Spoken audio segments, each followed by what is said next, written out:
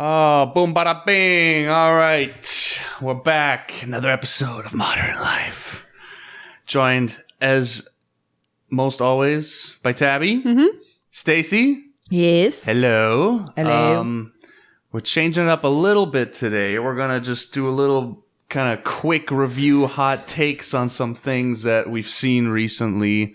The new show on Amazon, The Boys. And we're also going to talk about the new Tarantino movie, Once Upon a Time in Hollywood. Both things that came out this year. Look at us. Yay. We made it out of the 80s. So we're going to skip the modern thoughts, all that. I say let's just dive right into it. Soups lose hundreds of people each year. It's a collateral damage. It's fucking diabolical. They're all like that? All of them. Yeah. Pardon my French. Fuck those fuckers. I got the boys together. Join us. To do what? Spank the bastards. You want to start with the Tarantino movie? Yeah. So, Stacy and I like the movie. Tabby does not like the movie. Do you want to say why you don't like the movie? It's just going to be like a long rant. I think I can just start off with saying that it felt to me like an accumulation of scenes. Okay. But there wasn't a narrative, which it didn't have a substance to me. It was all just character acting. And after Right. a while, that got very old to me. The movie did not need to be as long as it did. I definitely see what you're saying, but I feel like I could have hung with that movie like another 2 hours if it was that much longer. I don't know. I liked being like with those characters and in that world. Like you get like submerged into old school Hollywood, and I think that that's something that Tarantino does really well, of like creating this entire world around you that you're like, you feel like you're actually there, and it's not. I think a lot of movies will like take out some of the dark like the dark information that is imposed in that world, I guess you could say, like how women are viewed or how like Asian Americans are viewed, or like he doesn't make it lighter. He like goes for exactly how dark it was when the movie was being made, if that makes sense. Well, I didn't feel like it was about any of that. It was just about these two guys and Sharon Tate, no? What was it about? No, I mean those were highlighting factors. He likes to like, he does it to an extreme to like point out how certain social issues are still existing. That doesn't hold up for me at all. He said this was a love letter to old Hollywood to him, and then you're using a lens of like these two. It's very specific how he filmed it, the characters he used for us to follow.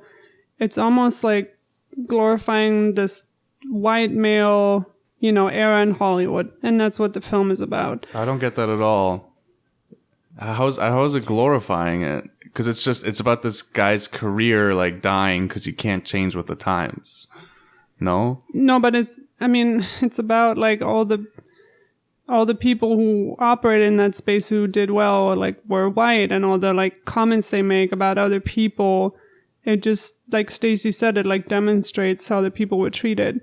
But I just don't think this regressive take on it is appropriate. This movie, maybe if it came out a few years ago, would have done well. But like after seeing like things like Black Panther, I just can't go back to that. I just can't go back to that. That stuff that you're talking about, I don't know that it necessarily like glorifies that aspect. It's just showing you like this is what that world is at that time. Yeah, that was my point. It's not glorifying it. It's just showing it, because that's what it was. Yeah, but he's still like emerging you, and maybe I don't know. Right, like, but who's the target audience for this too? Because like you either have to be, it's this movie that's all about like Hollywood, and you have to know the people in it. So I feel like so many people can't connect to that. I don't see a lot of people of color like connecting to anything in this movie.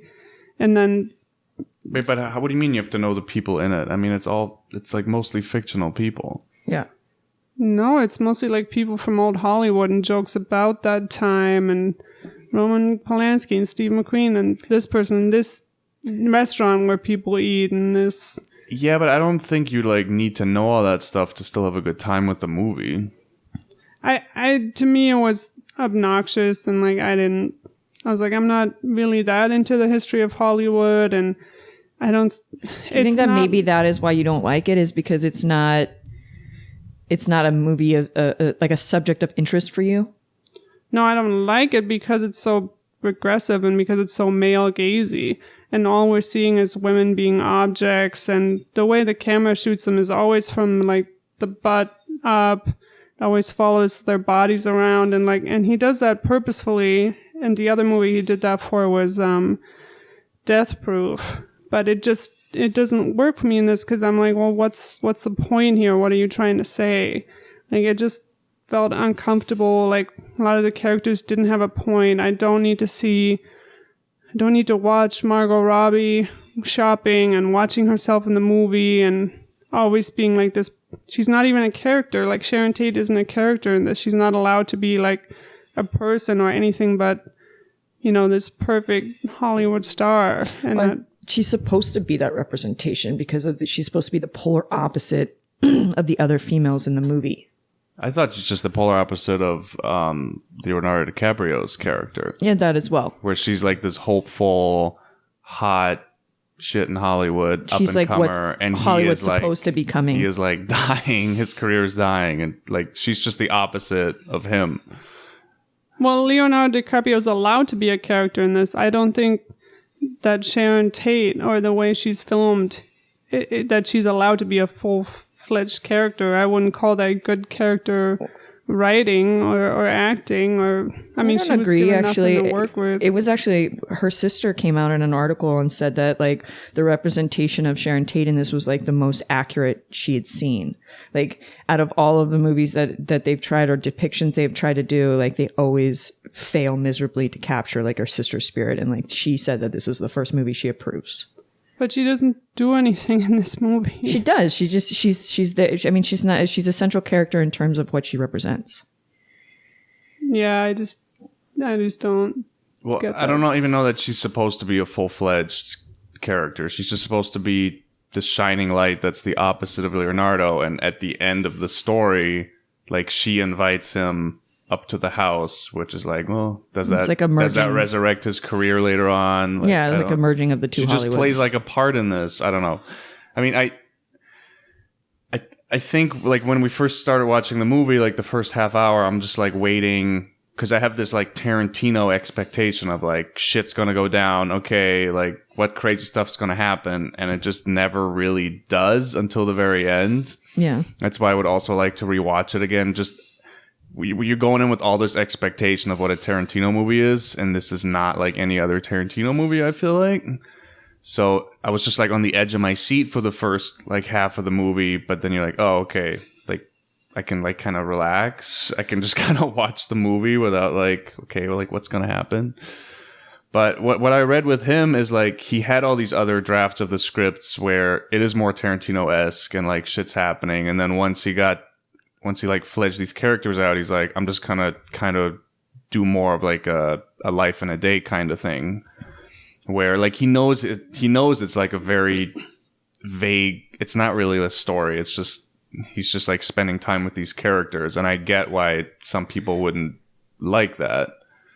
Like I'm not gonna, if you don't like the movie, I'm not gonna be like, oh, you're stupid. Like I get why this doesn't appeal to everybody. Yeah. But I don't know. I definitely would like to rewatch it. And I think Pitt and Leonardo are the acting in this movie is phenomenal. Yeah. Yeah. Like, I don't know. I loved Leonardo DiCaprio in this. I thought he was fantastic. I could just rewatch his scenes just when he's flipping out in the trailer, or spoiler alert, like when he brings that flamethrower out in the end, or when the little girl gives him the compliment and he's just like, I thought he was fantastic. Yeah. I don't know. Well, I think the interesting part, one of the best parts of this movie is like how you can like and hate these guys that are not exactly, I mean, they're not good people by any means. No, God, no. But you like them for some reason. You like, you want them to win. And I mean, like what, Brad Pitt's character, like, they like throw in that he might have killed his wife. You know what I mean? Like there's no likability to him, but there's a loyalty aspect to his character that you find appealing, and like you vow for him to go on. What I liked was Leonardo's performance in this movie is like back a few years back when he's really just chasing that Oscar, and every movie he does, he's just constantly screaming and everything's over the top, and he's just going like 200%, and he's, you know, fighting with bears, and like when I already forgot what that movie was called, where he's like out in the wilderness there. I don't remember. But I just remember hearing the stories of how they shot the movie, and like everyone's just basically freezing to death on set because they're like filming it up north. And yeah, he's just going all out. And then this is kind of the first big movie I've seen him do since he won the Oscar for that. And I think I feel like he's allowed to just kind of calm down a little bit and like actually have some more subtlety in his acting. And Yeah. I don't know. I thought he was fantastic. I guess I don't see him like that because No? I think he has subtlety in things like Django and The Great Gatsby. And He does, but if you look at like Wolf of Wall Street, Django Unchained, and then God, what the hell's that movie he did where he fights with the bear? Anyway, I just feel like he's almost like he's trying a little too hard sometimes. Just in more in the leading roles, like in Django, he has a fairly small part, and yeah, he's fantastic. But again, he's just like, in the leading roles. Yeah. I don't know. but again, in Django, he's got that scene at dinner table, which is like just screaming at like he screams a lot. I feel like there's just a little more subtlety in the acting in this movie, which I appreciate. I mean, I think you see him more vulnerable in this movie than you do in other movies. He's like, he tends to play like the more of the over the but he's top also character. like allowed to be, and Yeah. he's like, he doesn't really have anything to prove anymore. Like he has his Oscar, and I don't know. I just think he's gotten just even better since then. Just because I feel like he can relax a little more. Yeah. That's just my theory. I don't know if he even. It's just the whole internet saying that this one person deserves an Oscar when there's plenty of people out there that I don't know if Leonardo DiCaprio even cares about that himself, or if I that's don't just know. the internet I feel like he telling would. me. But I don't know. I think he's really good. And Really? Brad Pitt, he's always kind of the best in supporting performances. And he's fantastic. Yeah, I don't know. I enjoyed the movie, and I get people's gripes with it, but I liked spending time with those characters, and I thought it was fun. I don't know how anything can excuse like the way women were just like these flat personas, and the way they were shot was always, and their Tarantino's foot fetish was like always in my face, always people's like dirty feet in my face, and it's always like their body parts just being filmed and not the women themselves. And something I find really interesting is when Margot Robbie goes and picks up the book. She picks up Tess of the Ubervilles by Thomas Hardy. So 10 years from when this movie takes place, Roman Polanski comes out with his adaptation of Tess. And Thomas Hardy, and she says like, oh, what a great writer, which just made me mad because I've read one Thomas Hardy book and it was so misogynistic. And I don't mean to say that for its time in the 1800s, it was misogynistic. It was like he was going out of his way to constantly tell me like how dumb women are and how like it was so aggressive. And it's just interesting that this writer who had this very similar take on women is now heralded like a great writer in this area of like the late 60s, 70s, when, you know, we're having that same problem with women in Hollywood. So I thought, I don't know if Tarantino, he didn't do it consciously probably, but it was an interesting reflection of what the movie's portraying and what the opinions were at the time, I guess. I bet you he did do it. I would be surprised if he didn't do it No, he consciously. puts so much like so much thought into his every script. detail. Yeah. I mean, I don't know if he has the same take on Hardy. That might just be me. Because everybody else loves Thomas Hardy as an author. But just because one of his characters in a movie says what a great writer, that doesn't mean that Tarantino believes he's a great writer. Right, but I don't know what he believes, so I'm not... Right, but does it matter? I don't know. But I don't see Tarantino as somebody who interprets like text and like with a feminist lens, especially after watching this film. You know, he's a egomaniac. So No, but the whole point is just the whole Roman Polanski connection, I think. I think the Roman Polanski connection, that's on purpose. That's all what it is. I'm saying my interpretation of it is probably just my interpretation of Right. it. That's all. Yeah. What are you going to say? I was going to say, I think that I don't necessarily believe that he hates women as much as, or like No, I just think he doesn't really think about it. I disagree. I think that he's made some of the most interesting character roles for women in Hollywood. Some of them are dark, but they're interesting. It's like challenging for them to be played. Yeah, no, I'm not. Okay, I'm just saying I'm just saying especially during a time with Jackie Brown when, you didn't see like black women in leading roles on TV.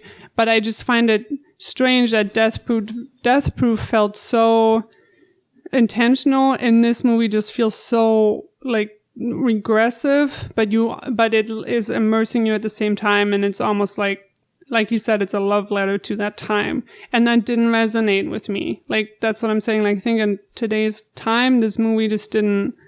It's not the type of movie that I found interesting anymore. And I see myself liking this movie maybe 10 years ago, but not now. I think that sometimes just shining a spotlight on something is just as important as showing a different reflection. I don't know how I might not be saying that correctly, but it's like showing how these women were viewed and putting a spotlight on that, and how those, like, all of it is just as important as having some kind of like artistic viewpoint. Does that make sense, what I'm trying to say? Is the like way of objectifying women in a movie the way to do it, when I know most people watching this movie aren't even going to get that?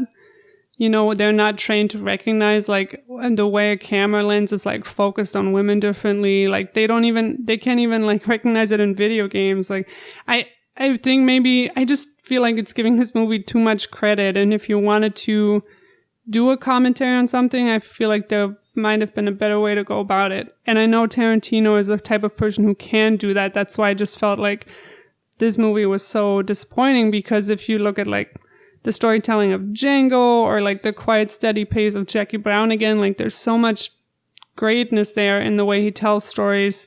And I almost in this movie wanted to see like the Western that they were filming. Mm-hmm. I didn't like, right. I was like, was that something he was working on? Then he decided to do this. Like, I think just the subject, the theme, and the whole way he like filmed it to me wasn't like a Tarantino in a way that I'm like, oh wow, this is amazing. Even the violence at the end, I looked away. I thought it was really over the top and I couldn't watch it. I thought it didn't have that like fun, like Kill Bill vibe, or right. Like you said, like he wasn't trying to do his Tarantino thing, and that's fine. You want to try something new. I think it just didn't, it like failed for me in this one. But the only thing I would say to that is, love it or hate it, you got to give the guy credit on his 9th film to be like, I feel like so many filmmakers, it's easy just to, okay, this is what works. And this is, that's kind of after Jackie Brown wasn't like a huge success. He kind of went back to his, okay, this is what worked on the movie before Jackie Brown. So I'm going to just do this whole pop culture like thing. And that worked for a while. So for him to like try something else, like, you gotta give him some credit for that. Yeah. And I don't think this is his last movie. He keeps saying that, but I think he's gonna like do something else. Yeah, no, do something with Yuma. It is by like no means his best. My favorite. Right. It's like not even close, but like I was fine with it. Yeah. Yeah. It's funny. I was looking because all these movies. This movie comes out and then everyone has their ranks, their Tarantino. Like, this is what I think's the best, and they rank their Tarantino list. And there's so many lists I looked at, and they had Django listed like near the bottom. I'm like, you are out of your mind. Like Django Unchained, like might be my favorite one. Like the first Kill Bill, Django Unchained. I don't know. Stacey, what's your favorite Tarantino movie? And then everyone always has Pulp Fiction on the top list. I'm like, I like Pulp Fiction, but I think I don't know. Django Unchained to me is Django Unchained's pretty up there. Yeah. I don't know how you can have that at the bottom. And I like list. the Kill Bill. Yeah, I love the first Kill Bill. My favorite will always be Inglourious Bastards because it's the only time I've ever seen my culture and my language be presented in like a way that makes sense and is respectful. But Inglourious Bastards and Django Unchained is a power fantasy. It's a historical fiction, like rewriting. And I feel like that's what he was trying to do with this movie, and it didn't work for me. Whereas those two movies, you're like in it and you're like, kill the white people, like set the house on fire. Yeah. But cool. Should we move on? Yes, let's do it. All right. So second up, we're going to discuss The Boys, the new Amazon series. And this one, I think we all universally love. Wow. Yeah. No, I don't know. It's That's just one of the best TV amazing. shows I've recently seen. Yeah. Where to even start? Especially because we always talk about these superhero movies not having great villains, and that's what drives the story is the two main villains. The best part of the story. It's also just such like a nice. It just has The Boys has just it's just this natural evolution of after 10 years of like Marvel and your goody shoo shoo superheroes. It just that genre has to evolve into like either something R-rated or focusing more on the villains. I mean, that's what like you have the standalone Joker movie coming out. Yeah, it's just that looks good. The genre has to evolve if it's going to keep alive. And like The Boys, that's why I always feel like that Watchmen movie came out like just 10 years too early. No, like- it also wasn't made well. Also, maybe wasn't made well, but also just I don't know. It was before we were like this obsessed with superheroes, and just this feels like the natural. Like if you had a Watchmen movie now, it would seem more appropriate than when it first came out. Just I don't know. It just seems like the right Yeah. evolution to me. What's interesting is that with the Watchmen franchise, the movie's terrible and the comic is, I mean, it's one of the like classic comic books. Everybody's read it. It's influenced so many other things. With this one, I tried reading the comics. I did not like it. I had to stop reading it. And the show does so many great things. And it's more of like it a changes loose, a lot of stuff too. It's from a the loose comics. adaptation from the comics. I had someone else I know actually tried to read the comics after they watched the show and said the same thing, where it was like he like didn't even finish it. He thought it was so bad. It's just like shocking to be shocking and just like toilet humor, and it feels like a teenager acting out and just trying to be. And also, I did not like I didn't like the art. I didn't like how the panels were arranged. I thought it was very, very boring. If you compare that to something like Frank Miller's Sin City, where there's so many dynamics in the panels, or even Clover by Clamp, and the way text and art is arranged on a page is just so fascinating. Yeah. And this was just like one block after the other block, and then it was like a lot of text and then like a face of a person. And if I have to read that much text and the art isn't showing me what I need to know, then I could just be reading a book. Right. So I didn't get into it. I couldn't finish it. But it's funny you say that, because it's shocking to be shocking, which this show definitely is sometimes, I feel like. I only have a few scenes written out, but because I hate this like Game of Thrones edginess, that's just edgy to be edgy. Right. In the show, like I felt like every scene of violence had a purpose, or every scene of it was either like off screen, done in a tasteful way, or was done in a way where it made sense for the story. I think the only scene where we all said, well, this doesn't even make sense was obviously spoiler alert. Oh, yeah. But yes. was the translucent scene of him blowing up and his bits flying everywhere. And we were like, well, you just had a lot of like fake blood and wanted to use it because it didn't make sense to Oh, us really? why. That wasn't on the top of my list. Well, to me, it didn't make sense why the explosion wouldn't just stay inside his body if his skin is made of diamond. Right. Well, that's what didn't make sense, but that didn't. But it didn't seem unnecessary. I felt like the exploding dolphin needed one? to happen so he could see it visually. Like, to me, it felt from a like visual over the point, I top. think it was like a psychological thing for the main character. Yeah, like for me, it seemed like he needed to see that so the flashbacks would be more jarring. Because if it stayed inside of him and he was saying, it wouldn't have been as like traumatizing, I guess you could say, especially since like his girlfriend died in such a traumatizing way. That I liked. I know it's shocking, and I know the show starts off that way, and it's really like whoa, but it's like. Oh, the show I like get lets that. you know what's Yeah. gonna happen these next 8 episodes. That is like Yeah. a nice.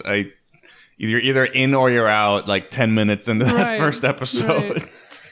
What was your scene that you The didn't? dolphin. The dolphin I don't scene mind the No, dolphin same. flying out of the car, but then to like have the truck run over, I'm like, No, I didn't like the dolphin dying at all. No. I wouldn't We all mind if the hated dolphin that. just flew out, but then it just seemed like this. I just extra didn't need over it the to like top. see it like get 'Cause- squashed. There was like no purpose in it. It was trying to be funny, and I'm like, that's not funny. yeah. There's just a few scenes where but yeah, as you said, for the most part, it's all pretty purposeful, and just the special effects for a TV Oh my show. god, so good! Like that Yeah. scene where Carl Urban drives the car into the store, and you Yeah. see Translucent flying, but he's invisible, so you just see like this you know, like everything's flying away, but you don't see what's doing it. I Right. love that. I thought that was so great. I was trying to look up. There isn't really much on the making of this TV show, which is weird because No, there's been a lot of press on it, but No, like I no couldn't find interviews, a no lot one's of on any like interviews. late night shows. I found an interview from the showrunner on Business Insider, and he was just talking about the special effects, and he goes, "There's a lot of production value, but in the same respect, there's never enough money.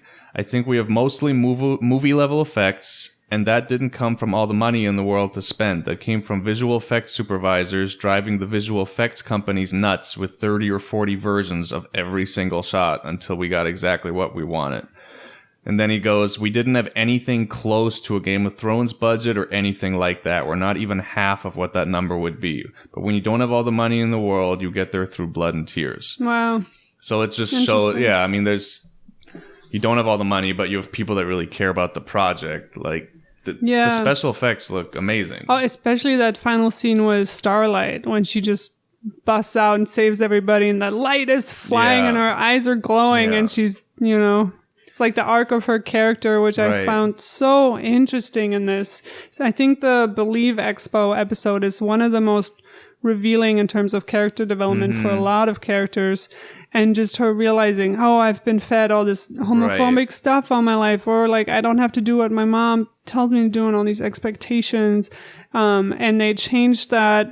It was supposed to be her dealing with Aquaman, the Deep, that's his name. The Deep, like privately. And like I already told you guys, once the Harvey Weinstein thing came out and the writers realized that women could come out and they were actually being believed, they changed the script to her openly coming out which is at great. the Believe Expo.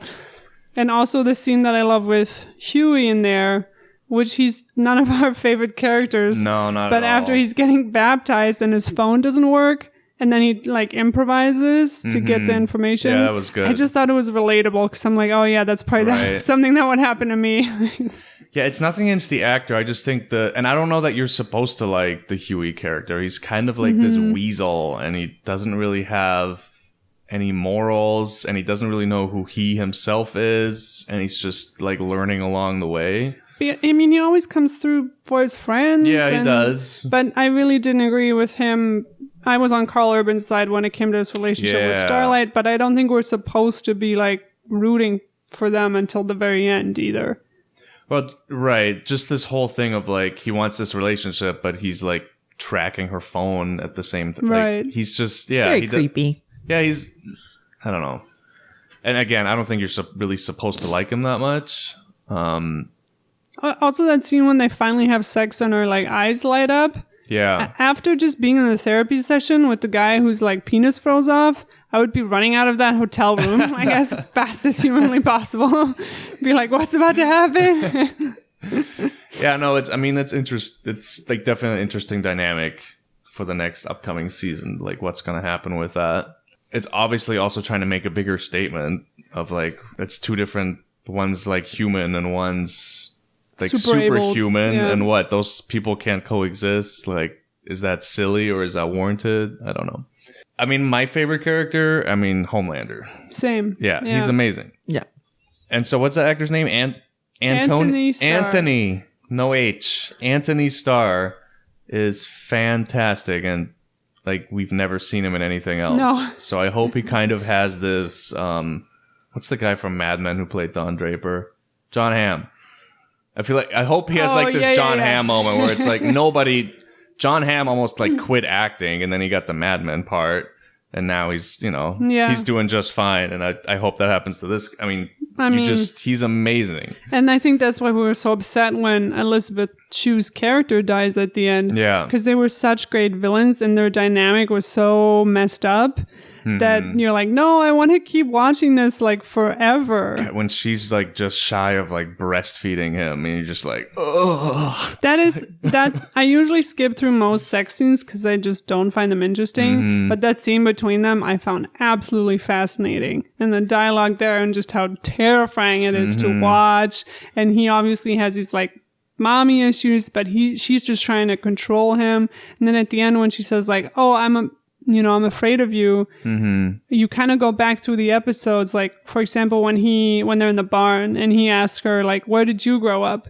And she goes, "Oh, we just moved around a lot." And you realize she doesn't want to tell him Right. like where she grew up. Right. Like he's terrifying. But Well, I got that terror from this beginning, but she was I scared of didn't. him. No, you you're- didn't. you're I smarter totally than me. got that terror from How? the beginning.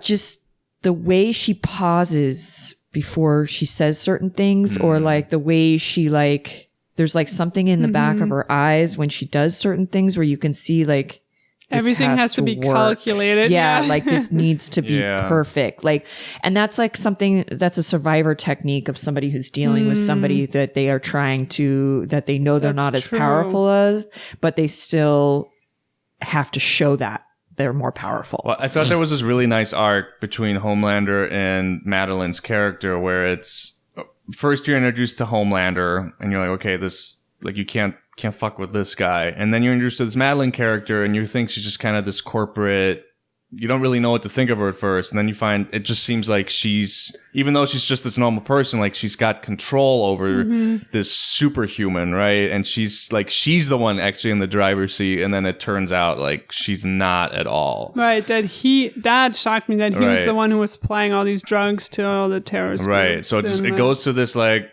okay, there's Homelander. Oh no, wait, Madeline is the real boss. And then it's like, oh wait, no, she's not. It just, I don't know. It's like a nice, yeah, the villains are just awesome.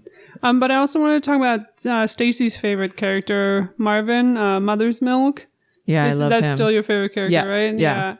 And one of the only interviews that I found was him explaining that it's supposed to be deceptive because he's the most muscly in the group. So it's supposed to look like, he's the brawn of the group, but he's not. It's Kimiko who's the Right. fighter of the group. And he's there as the moral compass and the mother figure and like being calm and reining everybody in. And that was so interesting to watch. And his relationship with his family was fascinating. And Which Yeah. he's like putting his whole family in danger. right, for this other family that pretty he's messed trying up. to take care of. Yeah. Like bad decision on his part. He should have just stayed Definitely. with his job. Yeah, but it's also his need to like do greater good. You know what I mean? Like he's trying to like, you can see that he's trying to take what he has. Well, he obviously believes in reining in these superheroes. Yeah, like he definitely has a passion for this, and he feels like he's not succeeding in what he's doing. Yeah. And so he's looking for purpose again, which he was obviously lacking. But at the same time, he was doing it for his family. But I feel like that's, you can't do that. Like you can't, if you completely take a part of yourself and try and push it away to make other people happy, in the end, you're just going to feel restricted. That's like why people go through midlife crisis, because they're not like owning parts of their character and they're like hiding them for their life. And I feel like that's a dangerous thing to do. Like you need to be who you are and succeed, but there's a balance. And I feel like a lot of people mess up that balance. And I think it's interesting to watch him try and figure out that balance. And at the same time, like give everybody else their balance, if that makes sense. Well, it's got this great family dynamic where Mother's Milk, yeah, he's like the caretaker and the mom, and the Huey character is just like this child. And then you have like the Asian lady, she's kind of just this badass. She's going to take care of her, like protect everyone, right? Carl Urban's like the drunk uncle.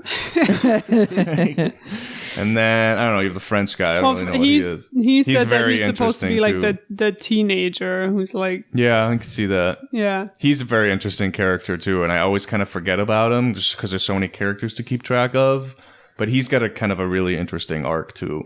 There's a scene between him and Kimiko that just I find ridiculous because you see them in hideout after hideout and it's just dingy place after, Right. it's just like run down places that they're trying to hide in. Right. And then they put in a scene of him baking Madeleines. I'm like, wait, so you're running from hideout to hideout, but you're bringing your Madeleine trays? Like, next season, I expect him to like make creme brulee with like a torch or something. Man, don't put anything past him. I just thought that was like so French and funny. The other interesting relationship I thought was between A-Train and his brother. And kind of what happened to... I loved A-Train as a character. I loved watching him. He's super evil. But also that the brother is trying to always push him to be the best. And they have this very like bro-y sports relationship, but you never see the brother asking like, oh, how do you feel about killing that girl? Or how do you feel about like Right. killing all these people? But it seems like one of the only like these superheroes have such few relationships. But you can see this again with like Queen Maeve when she's trying to reach out to somebody that she likes, and it's like Right. very restricted.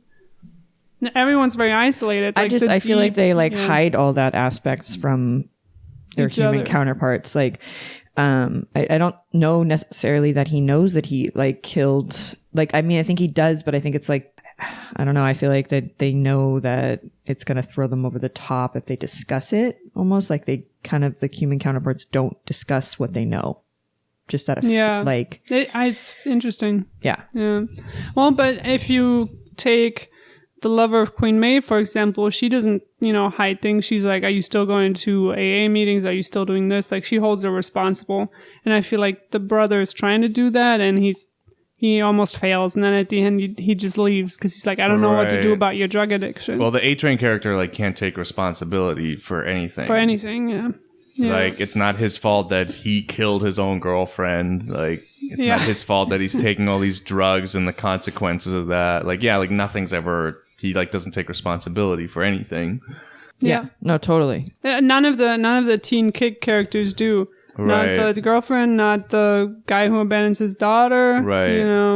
The guy who abandons his daughter. The Haley Joel Osment, the Yeah. He just wants to be a Oh, superhero God, again. He yeah. doesn't care. He's terrible too. I feel like that's part. I almost feel like that they get all these superpowers, but they don't get the emotional aspect of like maturing. Like they're almost stuck at an image. Like most of them have such flawed personas. They it's almost like they don't develop past teenage years. I know that sounds weird, but like think about like all the different characters and like Yeah, Homelander they're for all sure. very like stunted. So I'm wondering if maybe the drug does that.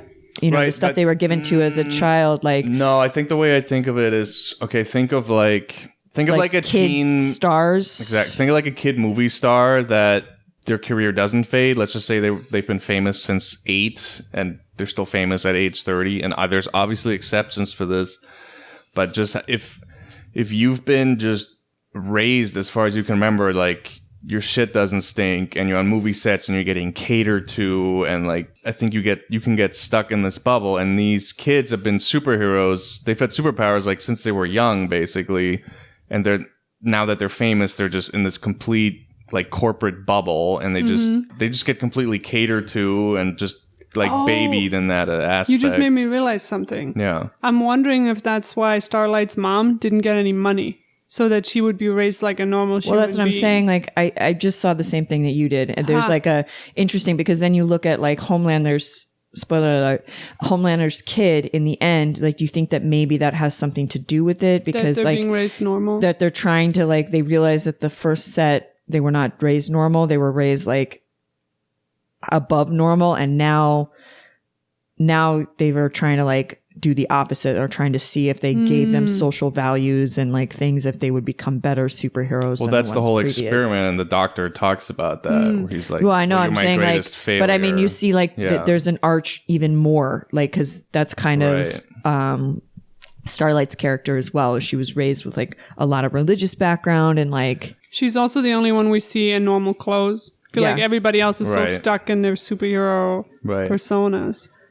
And you see this especially with the Deep, where he just can only connect to animals. Right. And he's horrible, but like that's what it I is. just think when you're that famous and you're just this superhero that is in this corporate bubble, like, yeah, you're gonna be like a child unless you have like some serious perspective and you can hold on to that. well, I'm saying like I think that maybe they realized that they weren't giving these people, because they were in the spotlight from such an early age, that maybe that's why they changed how they were doing it. Yeah, I think so it's an too. interesting arc. Yeah. The other thing, this series comments on so many things that is going on in our society right now. And I think that's why it resonates so much with us as well. So the other thing I found interesting was the acceptance of violence over justice within that world. And I feel like we have so much violence going on in our world right now that really, I mean, the first scene where Homelander and Queen Maeve kill a bunch of people in front of these two kids, and everybody's Right. like, oh my god, that's amazing. Where like they could easily just take them in. There's no reason for them to kill all these people. Right. And then you also see that reflected in the therapy group where nobody, like Karl Urban said, nobody's speaking up and saying like, oh, this was totally wrong what they did to me. They're all like, well, I guess like, so I feel like Karl Urban's one of the only people who's like, wake up, He's everybody. woke, bro. Like, yeah.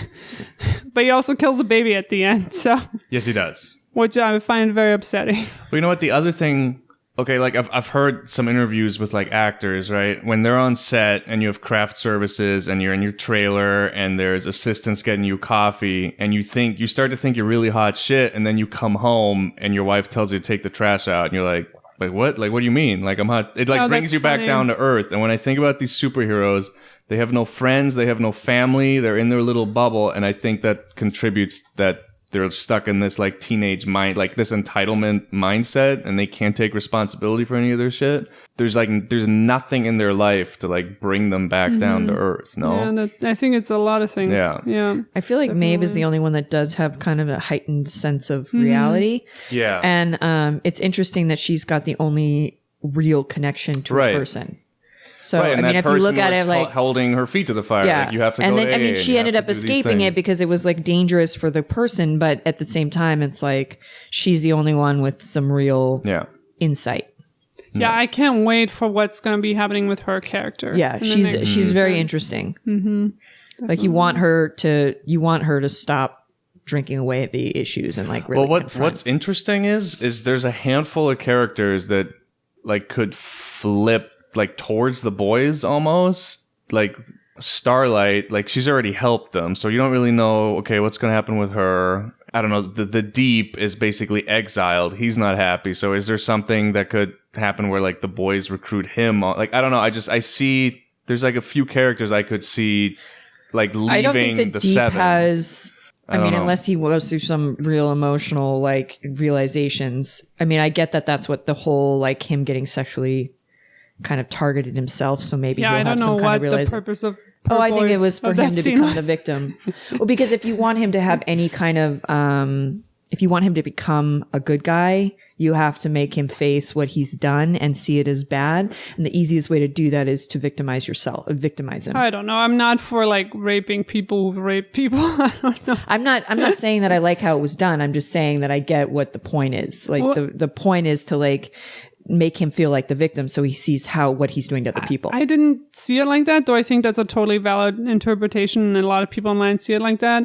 I think because he's so powerful, that scene to me said like he's willing to do all these things that might not even be comfortable for him just to connect with a human being because he can't Right. connect to anyone. And that to me was like just trying to say how desperate and pathetic he is. But I think the way the scene was shot was so disturbing, and so I think it could have been done in such a better way that was more clear and less, violating of him. And like, because when I watched that, I wasn't thinking like, oh, you got what you deserved. I was thinking like, oh, that's terrible. Like, I don't know. That was one of the scenes I didn't really like, that didn't resonate with me. Right. But it could be what you're saying too. I mean, I don't know. For season 2, it's interesting because Homelander's going to be the boss. Madeline's gone. Yet you have like the Deep. Oh no, and- they're gonna make a new boss. The real boss is gonna come in. The one she was trying Oh, to. the one that they're all scared Yeah, of. that's a good point. I Yeah, forgot no, about you Is he it. a forgot about him. superhero? Well, we I don't don't know know, the but I don't answer. think so. But you know that's the one that they're really scared of because So that's he the one that was, she was threatening to tell. I forget the actor's name, but he was one of the main villains in Breaking Bad. He owned this chicken shop and was funneling all this meth through it. I gotta find his name out, but he's fantastic. So I'm definitely down to see more of him. And Black Noir too. We don't know what's going on with him. Right. But I'm just saying, like, the Deep, Queen Maeve, and Starlight. Well, Queen Maeve and the Deep, definitely, like, they're kind of afraid of Homelander, right? Yeah. And they're also in, So like, is A-Train. right. The Seven is, like, kind of falling apart, it seems like, because there's people are either, like, exiled, or they're afraid of Homelander, or they're just going through their own shit, like A-Train. So I just... Like, they're not all gonna stay with the Seven. Like, something's gonna, like, one of these characters is gonna, like, flip or betray. I'm feeling it. One of these characters is gonna, like, betray the Seven. I mean, Starlight pretty much already has. But yeah, you're right. The real So what that dynamic between the real boss and Homelander is going to be, that's going to be interesting. Like, is he going to be able to rein Homelander in, or does he have to make like a whole new Seven to like hunt Homelander down or something like that? Because he's out of control. The other thing that my brother and I already talked about, but this movie keeps telling me that it takes place in New York City, but it never shows me that. Especially with Simon Pegg's apartment, it just feels like a house somewhere in the suburbs. Like, the set doesn't say New York City to me. A lot of movies do this where they're like, they just want to say they take place somewhere, but then it like, the movie doesn't feel like it. But maybe that's just what they could do with their budget. Yeah. I'm sure it wasn't filmed in New York City. You know, I don't know. Oh, no. Oh, the actor's name is Giancarlo Esposito. Nice. Yeah, he's a badass. Good name. He's good. And then another thing I wanted to point out as to what is becoming the new normal is Middle Easterners being terrorists in all American movies now. And I think there's a reason we have such problems with Islamophobia today, especially because in this show you don't have a Muslim or Middle Eastern character to balance that out. And to have them as part of the crew or something like Right. that. So I'm just pointing that out. I'm not saying, obviously The Boys isn't the only show or movie to do this, but that's all. Yeah. That's all. Anyways, show's great. And yeah, I think the only people that don't like it just have a problem with the violence. But Right. I think what we talked about after we all saw it is that even if you just, like, you don't even, the script is so good enough that the violence is just a cherry on top if you like, if you like the action. Like, you don't, there's certain movies or TV shows where it doesn't hold up without the action. And like this, the characters and the script, it's all there where it would. Well, I think the action adds to it. I don't think that No, it takes it away does, from it. yeah. I don't think it's all it is. Like, doesn't I think cheapen it. Yeah, I'm it saying doesn't you could- exactly. you It's could- not just about the action. You could There's a take the action storyline, out and just plot. have like a superhero drama. Like, Yeah. that's how good the script is. Right. Yeah. It's Right. just, yeah. And so when you have that with these awesome special effects, it's great. Yeah. I just have two more things to say about it. The world of corporate America that we live in today, that this show is presenting to us, I thought was so smart, especially because that's one of the reasons why the mafia has been eradicated in the last century due to RICO Right. laws. And now corporations are taking over because people are thinking, well, how can we do the same things and make the same amount of money, but Right. legally? And it's such a dangerous world we live in, especially because I think there's still this myth of the American dream of like, oh, if I'm not as rich as this, like, guy on Wall Street, I didn't make it, where those people are just taking advantage of you. And Right. this show through the VOD Corporation did such an amazing job of, especially also the relationships the government has and having to hire these companies for certain things, like the whole Right. military deal. Like you said, like all the writing, it's all super fascinating. You're there for it. And it's just amazing. And then the other scene where I just wanted to really highlight Elizabeth Shue's acting was in that last scene where she's tied up to the chair and, Homelander's coming in with her son. And she basically just has the same line for like 5 minutes. And the Right. way she says that line is such a journey because she just keeps saying, please take Teddy upstairs. Right. And she starts off saying it very clearly and calmly. And then it just descends into her like Right. pleading with him. And that I thought was such interesting dialogue writing of her just kind of taking the same line and then morphing it. And yeah, I just think she's so fantastic in this. And yeah, like we already said on another podcast, women who are older are really kicking butt in this and other shows. that was one of the things that I really liked about this is that they made an older woman look sexual, and it's something that's it's nice to see the involvement in Hollywood of like allowing older women to become sexualized and not have it be this thing that's taboo or not really, I don't know. She was a great character. We don't know We don't know if it actually where the died. baby came from, right? I mean, she gave birth to it, but Yeah, we don't know who the dad is, right? Yeah, no, we don't I have a was dad. wondering that the whole And we time. don't see the baby die, so I'm wondering, is it some weird like superhero baby that's gonna? I don't know. I was don't wondering know. that too. I just thought about They that. never, I mean, the importance that she puts on that baby is quite fascinating. The importance, and also she's in this whole superhero world. Wouldn't she wouldn't put it past her to like engineer this baby to be a superhero. I don't know. To defend herself from Homelander? I don't know, but there's definitely an interesting, and the way she like won't let anybody touch the baby. Like, That's also true. she's very protective. Maybe we or haven't she's seen like the last willing of to it. miss work to like go to these really important doctor's appointments for the baby. That's true. There's like a lot of like hints. Super baby. I was going to say something else about this. Oh, just a quick fun fact. This show was supposed to be originally made by Cinemax, who then was like, we don't have the money to do this show. And the showrunner said, to their credit, instead of just making a watered down version of this, they're just like, just let somebody else make it. And then Amazon picked it up, because Amazon at the time, 2-3 years ago, they're doing good with their original content, but they're getting stuck in this whole Manchester by the Sea, like indie movie TV stuff. And they wanted something that would just appeal to a broader audience, so like superheroes. And they picked this up, and yeah, they're only going to put, with the success of the show, they're only going to put more money into it. So the effects are only going to get better, I would assume. Oh, yeah. But yeah, excited for season 2. 10 out of 10. This is the Modern Life Podcast. No, It is. it is. You're in the right spot. But you can find us Instagram and Twitter at Modern Life Pod. You can send us an email, modernlifepod@gmail.com. Not sure what we're going to do next, but it's going to be interesting as always. And we will see you guys soon. Signing off. Bye. Bye.